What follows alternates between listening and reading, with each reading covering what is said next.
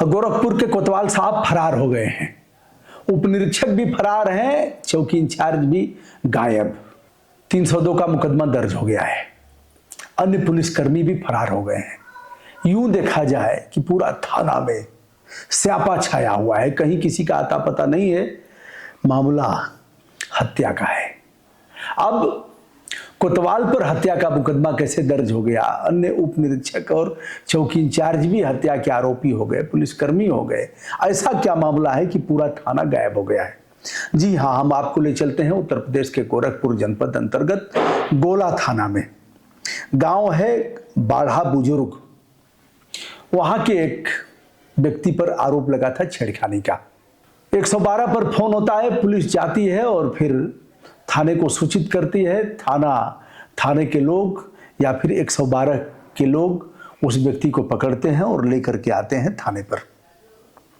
परिवार वाले कहते हैं कि उच्च रक्तचाप से पीड़ित हैं या हमारे परिवार के सदस्य, ऐसा मत करिए, रहम करिए, दवा ले जाने दीजिए। दवा भी नहीं ले जाने दिया और उनको पकड़ के ले जाया गया। थाने पर ले जाने के उपरांत उल्टी होती है तेजी से। भाई पहुंचता है, भाई कहता है कि ले चलिए हॉस्पिटल, दवा कराइए, जो करना होगा आपको करिएगा, लेकिन पहले इलाज हो जाए, भाई हमारा बीमार है। पुलिस कहती है पहले प्राथमिकी दर्ज हो जाएगी, उसके बाद तो हम इलाज कराएंगे। इलाज तो हो ही नहीं रहा है, यही ना असली इलाज है। इसने जो किया है वह भुगतेगा।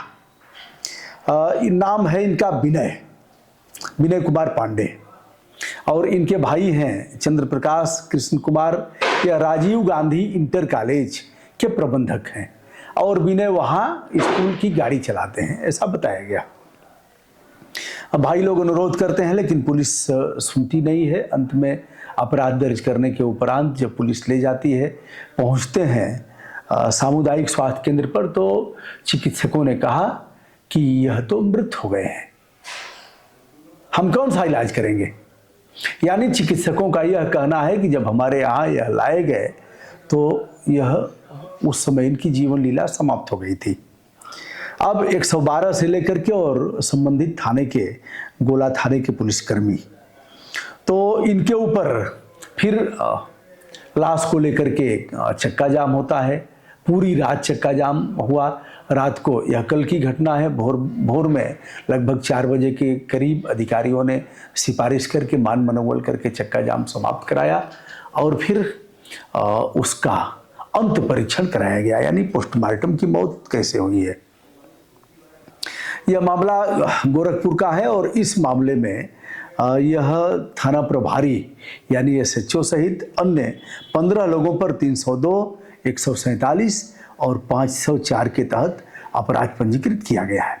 अब मामला है क्या, छेड़खानी का कैसा मामला है, इसके बारे में हम जानते हैं।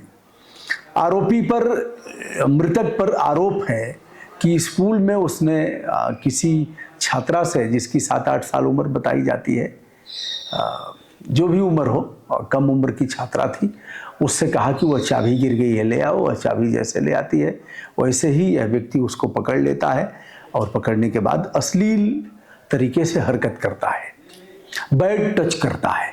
बच्चों को इस समय सिखाया जाता है कि बैड टच क्या होता है, और टच किया भी नहीं जा सकता। स्कूल के अध्यापक हों या फिर कोई कर्मचारी, बच्चों को आप पढ़ा रहे हों, ठीक है, आप उसके गुरु हैं, आप उसके अभिभावक हैं, किंतु बच्चों को टच नहीं कर सकते। यह निःशुल्क और अनिवार्य शिक्षा का अधिकार अधिनियम 2009 में प्रावधानित किया गया है। तो आरोप है कि उन्होंने टच किया, बच्ची को दबोच लिया, वह रोते हुए गई, उसने घर पर बताया, 112 पर पुलिस को सूचना दी गई, 112 आती है और इन्हें ले जाती है। क्या है मामला, बताया जाता है, इनके विनय के भाई बताते हैं, चंद्र प्रकाश कृष्ण कुमार इत्यादि, कि उस परिवार से हमारी पुरानी दुश्मनी है, मामला मुकदमा चल रहा है। भाई को फंसाने के लिए उन लोगों ने इस तरह का कुकृत्य किया है। सच क्या है, झूठ क्या है, यह तो अन्वेषण का विषय है, लेकिन पुलिस कस्टडी में मौत यानी पुलिस अभिरक्षा में मौत, यह एक गंभीर मामला है और इस मामले में कोर्ट के निशाने पर होते हैं पुलिसकर्मी। ऐसा ही कुछ है क्या होगा इस मामले में। बहरहाल फरार है और सीओ गोला को इस मामले की जांच दी गई है। वहां तमाम उच्चाधिकारी पहुंचे और पहुंच करके इस मामले को शांत कराया। अपराध विनय पर दर्ज है, विनय अब नहीं रहे, अपराध इन लोगों पर दर्ज है, एसएचओ पर, चौकी इंचार्ज पर, अन्य पुलिसकर्मियों पर और कुछ पब्लिक के लोगों पर भी है जिन लोगों ने ऐसा कराया है। तो दोस्तों क्या होगा इस मामले पर। बहरहाल यह मामला सिद्ध करता है कि पुलिस इस मामले में संवेदनशील नहीं है। यदि इलाज हो रहा है तो पहले चिकित्सक को दिखाना चाहिए, चिकित्सक को बुलाना चाहिए, अपराध आप दर्ज कराते रहिए, लेकिन ऐसे नहीं हो सकता कि आप उसके रोग को देखते रहें, रोग बढ़ता रहे और इस तरह से बीपी हाई हो, शुगर हाई हो और व्यक्ति की जीवन लीला समाप्त हो। ऐसा नहीं किया जा सकता। इस पर कोर्ट के भी महत्वपूर्ण विनिश्चय प्रतिपादित किए गए हैं।